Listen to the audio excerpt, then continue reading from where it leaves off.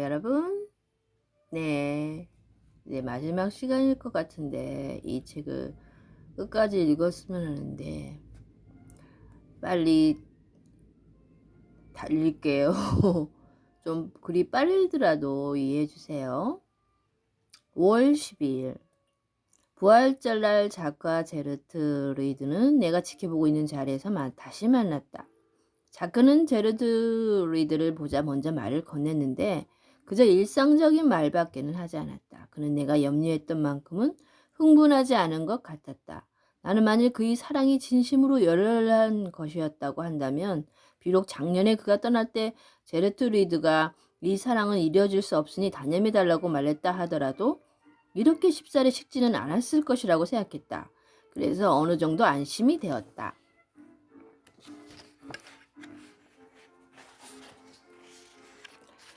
나는 그가 제르트 리드에게 존댓말을 쓰는 것을 들었다. 그것은 확실히 좋은 일이다. 내가 특별히 그렇게 하라고 이른 일도 없는데 그가 스스로 알아서 존댓말을 쓴다는 것은 분명히 자기 자신이 그러는 게 좋겠다고 깨달았기 때문일 것이다. 아무튼 나로서는 기쁜 일이었다. 분명히 자크에겐 좋은 점이 많다. 그러나 자크가 순순히 내 뜻에 복종하게 되기까지는 분명히 적지 않은 번민과 아픔이 있었으리라고 생각된다. 좀 염려가 되는 것은 그가 자기 마음을 얽어맸던 구속을 이제는 그 자체만으로도 좋은 것이라고 생각한다는 사실이다. 그는 모든 사람이 이런 구속에 얽매여져야 한다고까지 생각할지도 모른다. 나는 그것을 앞에 적어 놓은 적이 있는 그와의 토론 중에 느꼈다. 이성은 때때로 감정에 속한다고 말하는 것은 라로슈프코가 아니었던가. 나는 자크의 성격을 잘 알고 있다.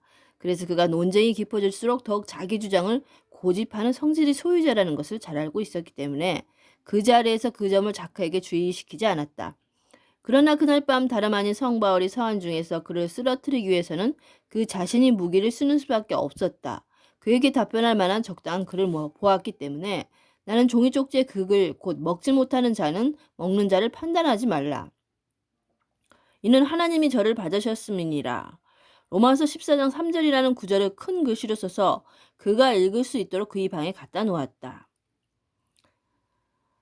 나는 그 다음에 계속되는 내가 주 예수 안에선 알고 확신하는 것은 무엇이든지 스스로 속된 것이 없으되 다만 속되게 여기는 그 사람에게 속되니라 라는 구절도 덧붙여 적어 놓고 싶었으나 제르트 리드에 대해 내가 마음속으로 무슨 오해를 하고 있는 것처럼 자크가 생각하지는 않을까 걱정이 되어 감히 그렇게 하지 못했다. 그런 상상은 비록 잠깐일망정 그의 머리를 스치고 지나가지도 말아야 하는 것이다. 물론 여기서는 음식에 관하여 말하고 있지만 성서 중 많은 구절들은 두 가지 혹은 세 가지 뜻으로 해석되는 일이 얼마나 많은가. 만일 내 눈이 교훈 작은 빵으로 여러 사람 먹게 하신 일, 가나의 혼인잔치 때의 기적 등등.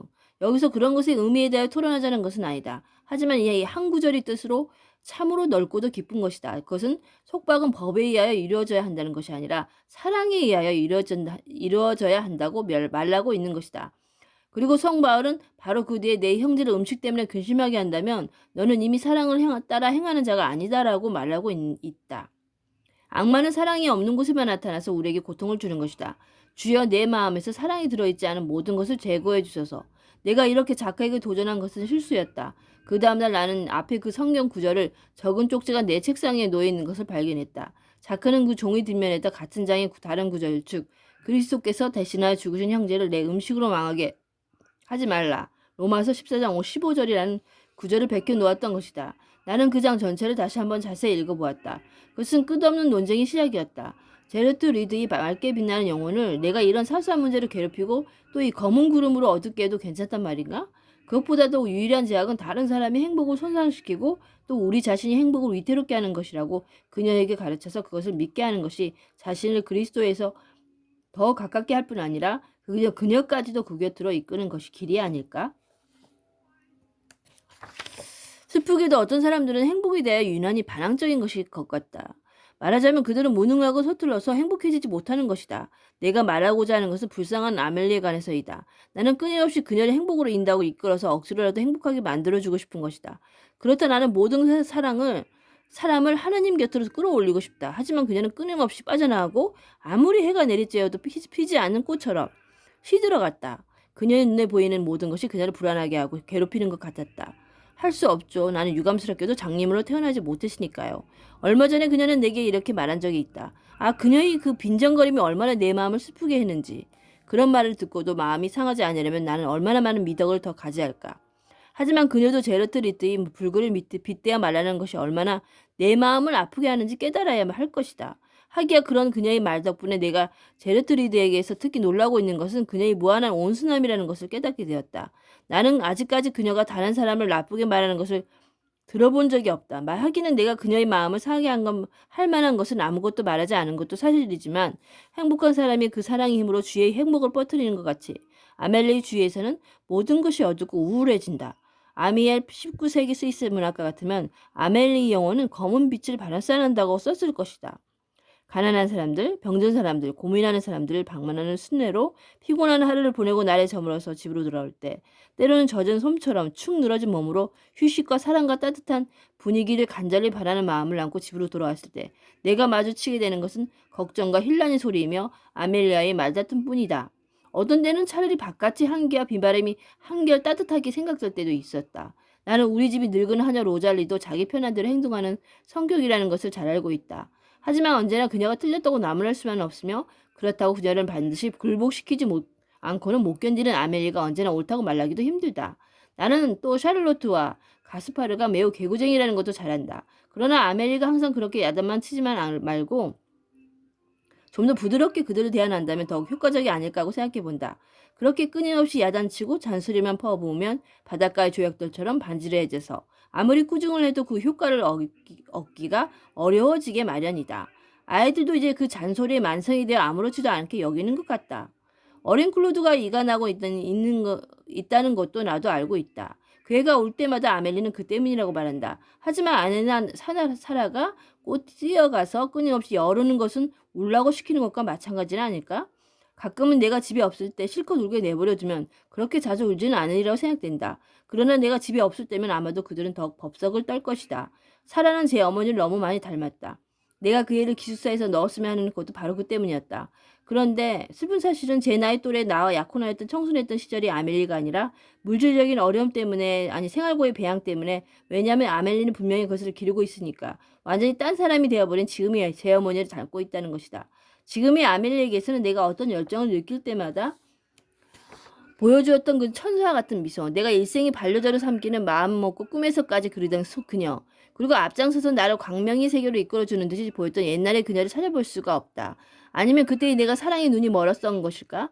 내가 왜 이런 생각을 하느냐 하면 지금의 사라에게서는 세속적인 관심 외에는 아무것도 찾아볼 수 없기 때문이다. 어머니를 닮아 그 애는 쓸데없는 걱정거리에 항상 허둥거린다.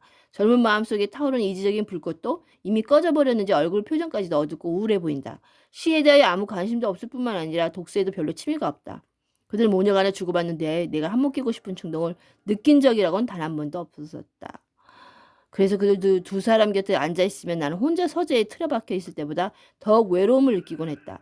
그 때문에 나는 자주 서재에 틀어박히게 되었다. 게다가 나는 또 작년 가을 이후 내 순회 방문이 빨리 끝나 귀가가 이른 날에는 하루도 빼놓지 않고 루이지 드라 엠냥이 집으로 차를 마시러 가는 버릇이 들어버렸다.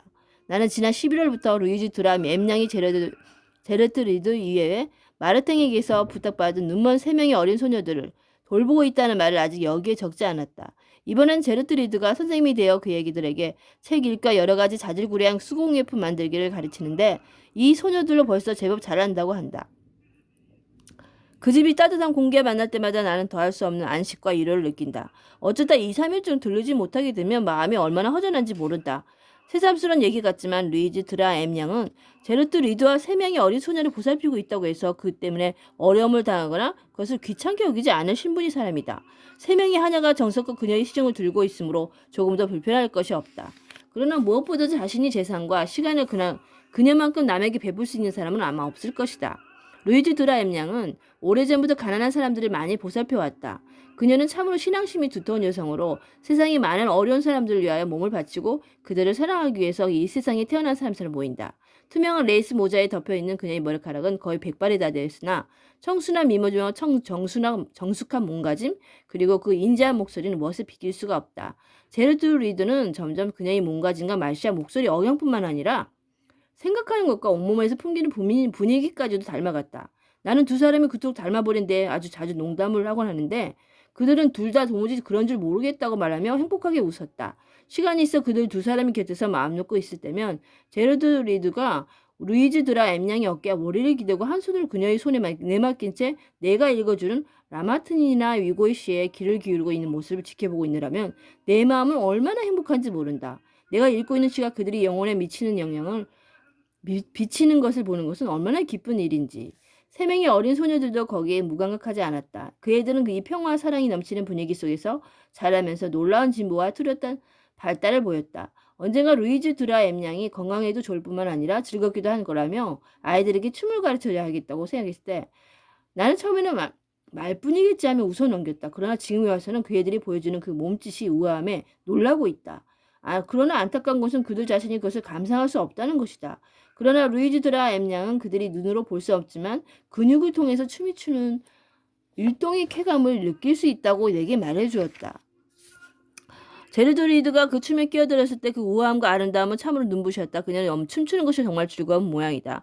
때로는 루이즈 드라 엠양도 소녀들이 그 노래와 함께 어릴 때가 있다. 그럴 때 제르드 리드는 피아노를 연주했다. 그녀의 음악에 있어서의 발전은 실로 놀라울 정도였다. 지금 주일마다 교회의 파이프 오르간 연주를 맡아 즉흥적으로 찬송가의 짧은 전주곡까지 곁들일 정도의 솜씨가 되었다. 그녀는 일요일마다 우리 집으로 점심 식사를 하러 온다. 아이들은 그녀와는 점점 취미가 달라져 가고 있지만 그런대로 잘 어울려 놀았다. 아벨리도 이때는 별로 신경질을 부리지 않아서 식사는 대체로 조용한 가운데 끝난다. 식사 후에 온 집안 식구가 제르트 리드를 오두막집 우리는 루이즈 드라 엠양이 집을 이렇게 불렀던 것이다. 오두막집까지 바래다 주고 거기서 간식을 먹는다. 루이즈 드라 엠양이 가까이 우리를 맞아주고 있다. 마시는 것을 배불리 먹여주므로 저희들은 마치 명절날을 맞은 것처럼 좋아한다. 아멜도 남의 친절에는 기분이 풀어지는 뒤 비로소 얼굴빛이 밝아지고 젊음을 되찾는 것 같이 보인다. 나는 무의미 건조한 생활을 앞으로 계속할 그녀에게 이 방문이 없어서는 안 될 즐거움이 될 거라고 생각했다. 5월 18일 요즘 들어 다시 화창한 날씨가 계속되었으므로 나는 제르트 리드를 밖으로 데리고 산책을 나갔다. 요 며칠 전까지만 해도 몇 차례 눈이 내려 길이 엉망이었던 것이다. 내가 제르트 리드와 단둘이 외출한 것은 참으로 오랜만이었다. 우리는 약간 빠른 걸음으로 걸었다. 아직도 차가운 바람에 그녀의 뺨은 불그레해졌고 금발은 끊임없이 그녀의 얼굴에 나부꼈다. 우리가 토장객을 따라 걷고 있을 때 나는 녹갈색 꽃이 달린 동심초를 한 송이 꺾어서 그 줄기를 그녀의 베레모 밑에 꽂아 떨어지지 않도록 머리와 함께 따주었다. 단들뿐인 것이 왠지 거북스러워서 한참을 걸었는데도 우리는 아직 말 한마디 제대로 주고받지 못하고 있었다. 그때 제르트 리드가 보이지 않는 눈을 내 쪽으로 돌리더니 변한 이렇게 물었다. 자크는 아직도 절 사랑하고 있을까요? 담임한 모양이더라. 나는 꼭 짧게 대답했다. 그는 목사님이 절 사랑한다는 거 알까요? 그녀는 내 말에 전혀 개의치 않고 다시 물었다. 앞서 적어놓은 작년 여름의 그 대화 이후 스스로 생각해봐도 이상한 말이지만 반년 이상이 지나도록 우리는 사랑이라는 말을 한 번도 입 밖에 낸 적이 없었다. 그동안 단둘이 있을 기회가 없었다는 것은 앞에서 말한 바와 같지만 어찌 보면 그렇게 되는 것이 오히려 다행이었다. 제르드 리드의 이 질문 걸음을 멈추게 할 만큼 내게 충격을 주었다. 아니 제르드 리드, 내가 너를 사랑한다는 것은 모든 사람이 다 안다는 사실이 아니냐? 나는 다소 언짢았던 목소리로 이렇게 대답했다. 그러나 그녀는 심각하게 말했다. 아니 제가 묻는 건 그런 뜻이 아니에요. 그녀는 잠시 말이 없다가 고개를 숙인 채 다시 말을 이었다. 아멜리아 아주머니도 그걸 알고 계세요. 그리고 아주머니가 늘 슬픈 표정을 짓고 있는 것도 그 때문이라는 걸 저는 잘 알고 있어요. 그 사람은 그런 일이 아니라도 늘 그런 모양이고 뭐. 나는 자신 없는 목소리로 다시 말했다. 우울한 건 그 사람이 천성이야. 목사님은 언제나 저를 안심시키려만 하죠. 그녀는 답답하듯이 말했다. 하지만 저는 아무것도 모르는 것을 바라지 않아요. 제가 걱정하거나 슬퍼할까 봐 제게 알려주지 않은 게 많지요. 제가 모르고 있다는 사실이 너무 많아요. 그래서 가끔 그녀의 목소리는 점점 작아졌다. 나중에는 숨이 차듯 말을 잇지 못했다. 가끔은 어떻다는 거냐? 나는 그녀의 말끝을 이으며 물었다. 그래서 저는 가끔 목사님이 저에게 베풀어 주시는 행복이 모두 저를 불쌍히 여기는 데서 오는 것 같다고 생각이 들어요. 하지만 제르트리드, 아니 제 말 더 들어주세요. 저는 그런 행복을 바라지 않아요.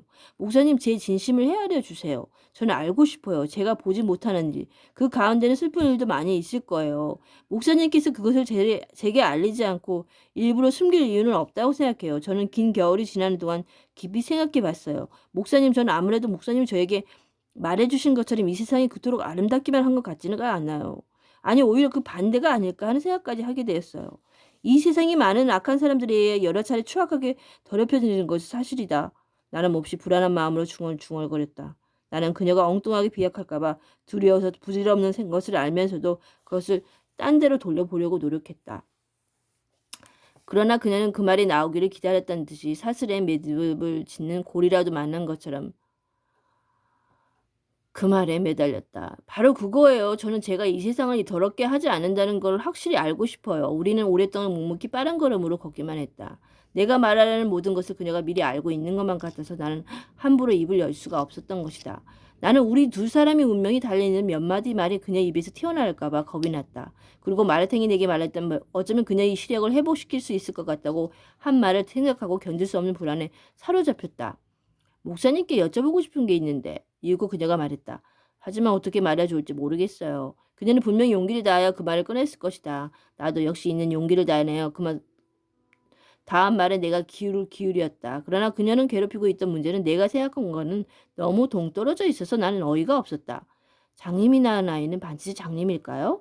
우리 두 사람 중 누가 이 대화로 하여 더 괴로워했는지 나는 잘 모르겠다. 그러나 어쨌든 이렇게 된 바야 말을 계속하는 수밖에 없었다. 그것은 말이야 아주 특별한 경우를 제외하고는 아이까지 장님이 되지는 않는단다. 그 말에 그녀는 안도의 한숨을 쉬는 눈치였다. 이번엔 내가 그런 질문을 왜 하냐고 묻고 싶었지만 차마 용기가 나지 않아 어색하게 말을 이었다. 하지만 제르트리드, 아이를 낳으려면 결혼해야 된단다. 목사님, 그런 말씀은 그만 주세요. 전 그게 한 말이 아니라는 걸 알고 있는걸요?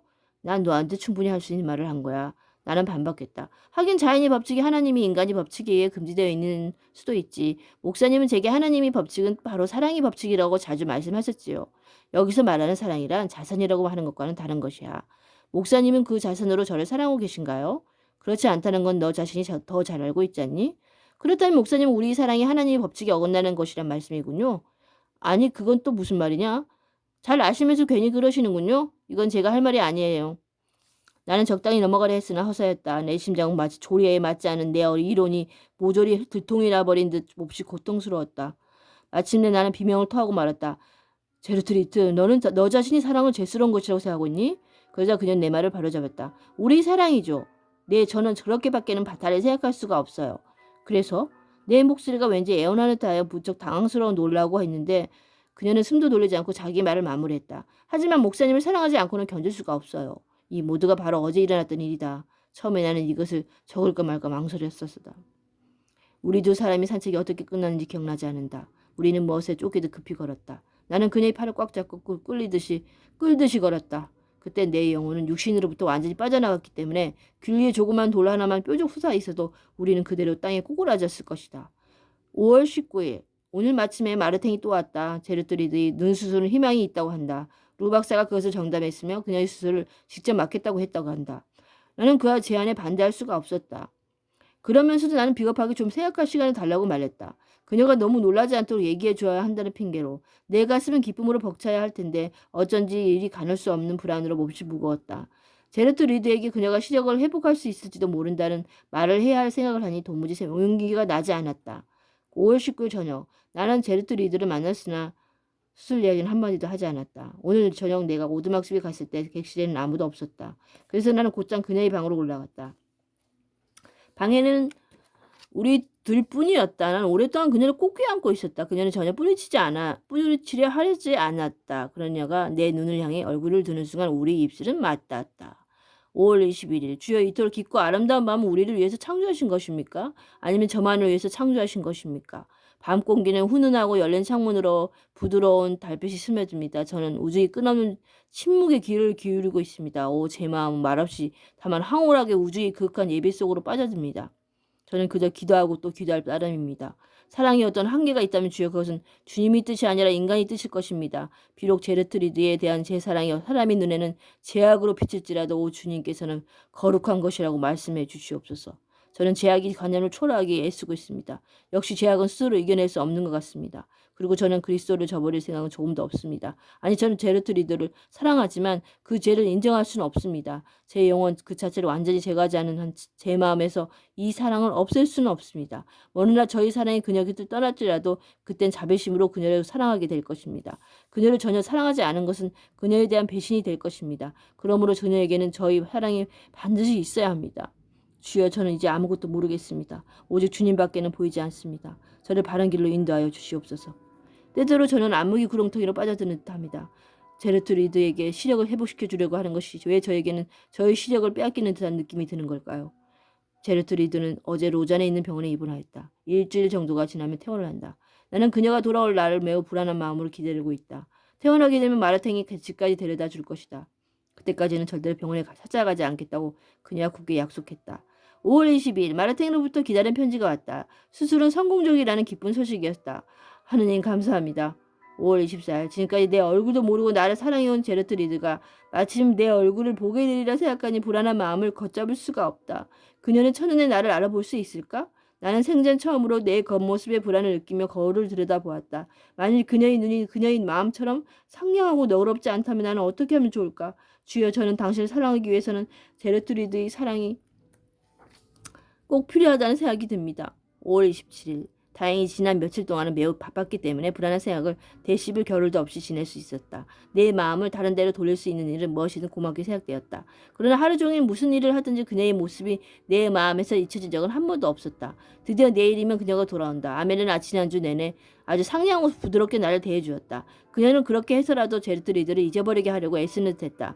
게다가 그녀는 아이들과 함께 제르트 리드의 퇴원 축하 준비도 하고 있다. 5월 28일 가스파르와 샬롯트가 숲가들에 가서 눈에 띄는 대로 예쁜 꽃을 걷고 왔다. 로잘리 할멈은 커다란 케이크를 만들고 사라는 거기에다 금종이로 열심히 장식을 하고 있다. 마침내 정오가 되면 제르드리드가 아름다운 눈을 반짝이며 도착할 것이다. 나는 기다린 시간을 보내기 위해서 이 글을 쓰고 있다. 11시 나는 여러 번 머리를 들어 마르탱이 마차가 오게 될 길을 길 쪽을 바라보았다. 하지만 마중나가는 것은 그만두기로 하였다. 아메리를 보아서라도 혼자서는 마중을 나가지 않는 것이 좋을 것 같았기 때문이다. 그러나 마음만 몇 번이나 뛰쳐나갔다. 아 저기 드디어 마차가 보인다. 5월 28일 밤. 나는 얼마나 소름 끼치는 어둠 속으로 빠져들어가고 있는 것일까. 주여 불쌍히 여기소서. 그녀를 사랑하는 것을 단념하게 싸웁니다. 제발 주여 그녀를 죽게 내버려 두지 마시옵소서. 내 염려는 공연한 것이 아니었다. 그녀는 오늘 무슨 짓을 저질렀던가. 우리 집에서 퇴원 축하를 마치고 아멜리아 사라가 그녀를 오두막집 집 문 앞까지 데려다 주었으며 거기엔 루이즈드라 M 양이 그녀를 기다리고 있었다고 한다. 그런데 그녀는 다시 외출을 하려 했다는 것이다. 그 후에 도대체 무슨 일이 일어났단 말인가? 나는 머릿속에 생각을 정리해 보려고 애쓴다. 내가 들은 이야기는 모두가 이해할 수 없고 모성투성이다. 지금 내 머릿속은 온통 뒤죽박죽이다. 루이즈드라 엠양이 정원사가 의식을 잃은 제르트리드를 발견해서 오두막집으로 데려다 놓았다. 그의 말에 의하면 제르트리드는 계획거를 따라 천천히 걷고 있었다고 한다. 그런데 동산 다리를 걷는 몸을 굽히더니 갑자기 모습이 안 보이더라는 것이었다. 그때는 개울에 빠진 줄을 몰랐기 때문에 곧 달려가지 않았다고 한다. 그가 다시 그녀를 발견했을 때는 이미 그녀가 작은 수문이 있는 곳까지 떠내려갔을 때였다고 한다. 내가 제르트 리드에게 달려갔을 때는 아직 혼수 상태에 빠져 있었다. 아니 사실은 두 번째로 의식을 잃은 것이었다. 금방 손을 쓴 덕분에 그녀는 잠시 동안 정신이 들었었다는 것이다. 다행히 그때까지 마르탱이 떠나지 않았다. 그의 말로는 그녀가 지금 빠져있는 무감각의 혼수 상태는 이해하기 어렵다고 한다. 마르탱이 열심히 그녀를 불러보았으나 그것은 헛일이었다. 그녀는 아무 소리도 들리지 않거나 아니면 말을 하지 않기로 결심한 것 같았다. 그녀의 숨소리는 여전히 매우 가팠다. 마르탱은 이대로 가다가 폐충혈을 일으키지는 않을까 걱정했다. 그는 겨우 가루로 만든 고약과 흡수기를 붙여준 다음 내일 다시 오기로 하고 돌아갔다. 처음에 수세시키는 데에만 정신이 팔려서 너무 오랫동안 젖은 옷을 입혀둔 것이 잘못이었다. 개울물은 아직 얼음처럼 차가웠다. 루이지 드라 엠양만이 가까스로 그녀에게서 몇 마디 말을 들을 수 있었다. 그녀 말에 의하면 제르트 리드는 그 개울 이쪽 언덕에 많이 피어있는 물망초를 꺾으려고 하다가 아직 거리 감각에 익숙하지 못해서 그랬는지 아니면 물 위에 뜬 부평초를 굳은 땅으로 잘못 알고 그랬는지 발을 헛디뎠다는 것이다. 내가 이 말을 그대로 믿을 수 있다면 이번 일이 다만 불의 사고에 지나지 않는다는 것을 믿을 수만 있다면 내 가슴을 짓누르는 이 무거운 죄책감에서 시원하게 벗어날 수 있을 텐데. 오늘 한양이 뜻에서 마련한 그 점심 식사는 매우 즐거웠지만 그녀의 얼굴에서 내내 사라지지 않았던 그 야릇한 미소가 나를 불안하게 했다. 그것은 지금까지 내가 그녀에게서 한 번도 본 적이 없는 억지 웃음이었다. 그러나 나는 그것이 그녀의 새로 뜬 눈이 지은 눈웃음이라고 생각하려고 애썼다. 그것은 마치 눈물처럼 그녀의 눈에서 얼굴 전체를 흘러내리는 것 같았다. 그 웃음을 지켜보고 있으면 다른 사람들이 즐거워하는 모습이 불쾌해지는 것이었다. 그녀는 다른 사람들과 어울리는 자리를 즐거워하지 않았다. 마치 무슨 엄청난 비밀이라도 알아낸 것 같았다. 만약 나 단둘이만 있었다면 그것을 내게 말해주었을 것이다. 그녀는 처음부터 끝까지 거의 아무 말도 하지 않았다. 그러나 아무도 그녀를 이상하게 생각하지는 않았다. 다른 사람들과 함께 있을 때 모두가 떠들어대면 우리의 말수가 적어지는 것이 그녀의 버릇이었기 때문이다. 주여 간절히 바라옵니다. 제발 그녀와 잠시라도 이야기할 수 있게 도와주소서. 저는 어찌된 영문인지 꼭 알아야 하겠습니다. 그러지 않고서야 제가 어떻게 앞으로 살아갈 수 있겠습니까? 그녀가 정말 죽기로 결심했다면 그 이유는 암 때문일까요? 알았다면 무엇을? 도대체 제르트리트 너는 도대체 어떤 무서운 사실을 알았단 말인가? 어떻게 그렇게 죽을 수밖에 없을 정도로 어마어마한 사실을 내가 너에게 숨겨왔단 말인가? 그리고 어떻게 너는 그것을 갑자기 보았단 말인가? 나는 그녀의 머리맡에서 꼼짝도 하지 않고 2시간 이상을 보내며 그 이마, 그 창백한 두 뺨, 말할 수 없는 슬픔을 간직한 채 다시 감겨진 가냘픈 눈꺼풀, 아직 젖어있는 해초처럼 베개 위에 흐트러져 있는 머리카락을 지켜보고 있었다. 고르지 못한 그리고 괴로운 듯한 숨소리에 귀를 기울이며 5월 29일 오늘 아침 내가 막 오두막집에 가려고 할 때 루이즈 드랍 M양이 기쁜 소식을 보내왔다. 하룻밤을 대체로 편안하게 보내고 난 뒤 제르트리드는 마침내 혼수 상태에서 깨어났다는 것이다. 내가 방 안에 들어서자 그녀는 방금 미소를 지며 머리맡에 앉으라고 눈짓을 했다. 나는 그녀에게 어떻게 된 일인지 물을 용기가 나지 않았다. 그녀 또한 내가 물을까봐 두려웠는지 나의 질문을 미리 맞게라도 하려는 듯이 이렇게 먼저 말했다. 제가 개울가에서 따려고 했던 그 작고 파란 하늘색이 그 꽃 이름이 뭐죠? 목사님은 저보다 잘 아실 테니까 그걸로 꽃다발을 하나 만들어 주지 않겠어요? 그걸 이 침대 옆에 놓아두고 싶어요. 그녀의 목소리에 억지로 꾸민다는 명랑함이 있었다. 그것이 내게 견딜 수 없는 아픔을 느끼게 했다. 그녀도 그것을 깨달았는지 이번엔 아주 진지한 말투로 이렇게 말했다. 저 오늘 아침에 너무 피곤해서 목사님께 많은 말씀을 드릴 수가 없어요. 지금 이 꽃을 따러 가시지 않겠어요? 그리고 조금 있다가 다시 오세요. 1시간쯤 지난 후에 내가 그녀를 위해 만든 물망초 꽃다발을 가지고 돌아왔을 때 루이즈 M 양이 데려드리드는 잠이 들었으니 저녁 때까지는 만나지 못한다고 말했다. 위에 쿠션을 여러 개 포개놓고 거기에 기대어 겨우 앉는 자세를 취하고 있었다. 되는 대로 끌어올려 이마에서 따은 머리 위에 내가 그녀를 위에 따어 물망초 한 송이가 꽂혀 있었다. 그녀는 아직도 열이 있는지 숨소리가 몹시 거칠었다. 그녀는 내 손을 그 불덩이 같은 손으로 꼭 쥐고 있었다. 나는 아무 말도 하지 못하고 그녀의 곁에 서 있었다. 목사님께 다 말씀드릴게요. 아무래도 오늘 밤을 못 넘길 것 같으니까요. 그녀는 힘없이 말했다. 저는 오늘 아침에 목사님께 거짓말을 했어요. 사실은 꽃을 따라간 게 아니었어요. 만일 제가 자살을 하려 했다고 말씀드려도 목사님은 저를 용서해 주시겠어요?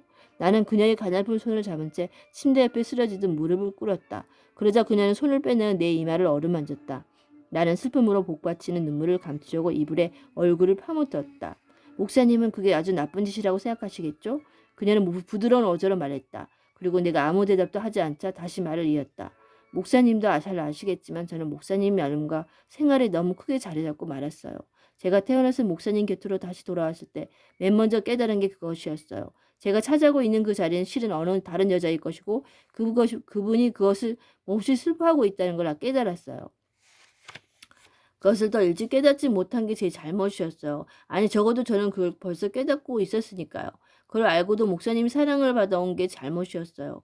갑자기 그분의 얼굴이 내 눈앞에 나타났을 때 그 처량하고 슬픔에 잠긴 얼굴을 보았을 때 저는 그 슬픔이 저 때문이라는 생각이 더 견딜 수가 없었어요. 하지만 목사님은 절대로 자신을 원망하지 마세요. 그냥 저를 떠나게 내버려 두시고 그분에게 기쁨을 돌려드리세요. 제르트리드는 내 이마를 어루만지던 손을 멈췄다. 나는 그녀의 손을 와락 움켜쥐고 눈물로 얼룩진 얼굴을 파묻으며 키스를 했다. 그러자 그녀는 괴로운 듯 손을 빼냈다. 그리고 또 새로운 고통에 그녀는 흥분하기 시작했다. 제가 목사님께 하고 싶었던 말은 그게 아니었어요. 아니 저는 그런 말을 하려고 한 게 아니에요. 그녀는 거듭대뇌었다. 그녀의 이마엔 축축히 식은땀이 배어나 있었다. 그녀는 눈을 감았다. 마음을 진정시키려는 듯 아니면 애초에 눈이 멀었던 상태로 되돌아가려는 듯 얼마 동안 아무 말도 하지 않고 눈을 감고 있었다. 이윽고 그녀는 말을 이었다. 처음에는 기운이었고 슬픈 목소리였다가 이내 눈을 다시 뜬과 동시에 목소리가 높아져 마침내 생기에 찬 열띤 목소리로 변해갔다. 목사님, 제가 처음으로 눈을 떴을 때 제 눈앞에 상상했던 것 이상으로 아름다운 세상이 펼쳐져 있었어요. 근데 정말이 저는 태양이 그토록 눈부시고 공기가 그토록 빛나고 하늘이 그토록 넓으리라고는 상상도 못했었거든요. 그러나 반면에 인간의 얼굴이 그토록 근심에 가득 찬 것이라고는 상상도 못했어요. 제가 태어나며 목사님 댁에 들어갔을 때 맨 처음에 눈에 띈 게 뭔지 아세요? 괴롭지만 말씀드리지 않을 수가 없군요. 제가 맨 처음 본 것은 우리가 그동안 저질렀던 우리 잘못, 우리 죄였어요. 아니 부정하지 마세요. 너희가 만일 눈이 멀었더라면 아무런 죄도 없으련만. 이라는 성경 말씀 생각해 보세요. 하지만 저는 지금 눈이 보이는걸요. 목사님 일어나 제 곁에 앉으세요. 제 말을 가로막지 말고 들어주세요. 병원에 있는 며칠 동안 제가 아직 몰랐던 그리고 목사님이 단 한 번도 읽어주시지 않았던 성경 구절을 읽었어요. 아니 읽어달랬어요. 하루 종일 속으로 거듭 되풀이하던 성바울이 말씀 한 구절이 생각나는군요. 전에 법을 깨닫지 못하던 때는 내가 살았더니 계명이 이름에 쟤는 살아나고 나는 죽었노라. 그녀는 몹시 흥분하며 마지막 말을 거의 울부짖듯이 큰 소리로 외쳤으므로 나는 그 소리가 문 밖까지 들리지 않았을까 걱정이 되었다. 이윽고 그녀는 다시 눈을 감고 혼잣말같이 끝부분을 대내었다. 죄는 살아나고 나는 죽었노라. 나는 어떤 공포로 가슴이 서늘해지고 몸소리가 쳐졌다. 나는 그녀의 생각을 다른 데로 돌려보려고 이렇게 물었다. 내게 그 구절을 읽어줄 사람이 누구냐? 자크예요. 그녀는 다시 눈을 뜨고 내 눈치를 살피며 조심스럽게 말했다. 그이가 개종했다는 걸 알고 계세요? 나는 더 이상 그녀의 말을 들을 수가 없었다. 이제는 제발 그만두라고 소리치고 했으나 그녀의 입에서는 벌써 다음과 같은 말이 흘러나왔다. 목사님, 지금 제가 하는 말이 목사님을 괴롭게 한다는 걸 저도 잘 알고 있어요. 하지만 우리 사이에 조금이라는 거짓이 남아있어서는 안 돼요. 제가 작가를 봤을 때 첫눈에 사랑하던 사람은 목사님이 아니고 그였다는 걸 알았어요. 그는 목사님과 어찌면 그렇게도 닮았을까요? 아니, 제가 상상하던 목사님 모습과 똑같았어요. 목사님 왜 제 곁에서 그를 멀리 떼어놓으셨죠? 그하고 결혼할 수도 있었을 텐데. 하지만 제르트리드, 그거야 지금이라도 할 수 있지 않니? 나는 거의 미칠 것 같은 마음으로 외쳤다. 그이는 출가할 성직자가 된걸요. 그녀의 여조는 격렬했다. 그리고 그녀는 온몸을 떨면서 흐느껴 울었다. 저는 그에게 제 마음을 모두 말하고 싶어요. 그녀는 넉나간 듯이 중얼거렸다. 목사님도 아시겠지만 저로선 이제 죽을 수밖에 없어요. 목이 타는군요. 누구 좀 불러주세요. 숨이 막히는 것 같아요. 저를 제발 혼자 있게 해주세요. 목사님께 이런 말을 하면 마음이 좀 편안해지려고 생각했는데 이제 돌아가 주세요. 이제 이것으로 작별이에요. 더 이상 목사님을 볼 수가 없어요. 나는 그녀를 혼자 두고 방을 나왔다. 그리고 루이즈 드라 엠양을 불러 나 대신 성심성의껏 간호해 줄 것을 간곡히 부탁했다. 그녀의 지나친 흥분이 몹시 걱정이 되었으나 내가 곁에 있으면 그녀의 병세가 더 악화될지도 모르기 때문이었다. 나는 혹시 병세가 더 심해지거든 급히 알려달라고 부탁하고 돌아왔다. 5월 30일. 슬프다. 나는 그녀 영원히 잠든 얼굴밖에는 다시 보지 못했다. 하룻밤 내내 헛소리를 하며 고통스러워하다가 해 뜰 무렵 그녀는 그만 숨을 거두고 말았던 것이다.